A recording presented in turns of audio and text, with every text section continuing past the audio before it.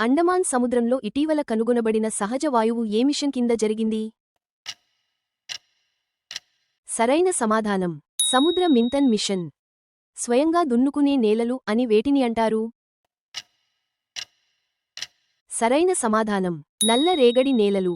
సింధు జలాల ఒప్పందం ప్రకారం క్రింది వాటిలో భారతదేశానికి పూర్తి నియంత్రణ ఉన్న నది ఏది? సరైన సమాధానం బియాస్. వ్యూహాత్మక హోర్ముజ్ జలసంధి ఏ రెండు జలభాగాలను కలుపుతుంది? సరైన సమాధానం పర్షియన్ గల్ఫ్ మరియు Gulf of Oman. Andhra Pradesh, Odisha రాష్ట్రాల్లో మార్పిడి వ్యవసాయాన్ని ఏ పేరుతో పిలుస్తారు? సరైన సమాధానం పోడు. క్రింది జిల్లాలలో ఒడిశా మరియు ఛత్తీస్గఢ్ రాష్ట్రాలతో ఉమ్మడిగా సరిహద్దును పంచుకుంటున్న జిల్లా ఏది? సరైన సమాధానం అల్లూరి సీతారామరాజు. మ్యాంగో షవర్స్ ప్రధానంగా ఏ రాష్ట్రాల్లో కురుస్తాయి? సరైన సమాధానం కేరళ, కర్ణాటక. ఆంధ్రప్రదేశ్లోని ఏ పర్యావరణ సున్నితమైన అటవీ ప్రాంతంలో విజయనగర కాలం నాటి చారిత్రక శాసనాలు లభ్యమయ్యాయి?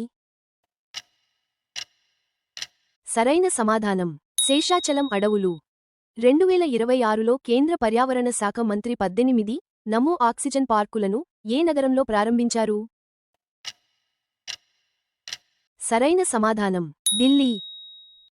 ఎల్నినో ప్రభావాన్ని సైతం తగ్గించి భారతదేశంలో సాధారణం కంటే ఎక్కువ వర్షపాతం నమోదయ్యే అవకాశం ఏ ఘటనకు ఉంది? సరైన సమాధానం పాజిటివ్ ఇండియన్ ఓషన్ డిపోల్. భారతదేశంలో మొట్టమొదటిసారిగా 1981లో రామ్సర్ సైట్లుగా గుర్తించబడిన చిత్తడి నేలలు ఏవి? సరైన సమాధానం చిల్కా సరస్సు మరియు కియోలాడియో జాతీయ పార్క్.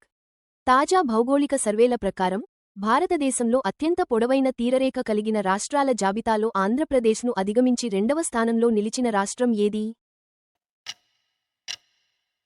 సరైన సమాధానం తమిళనాడు.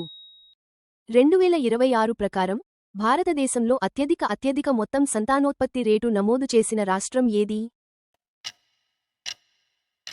సరైన సమాధానం బిహార్.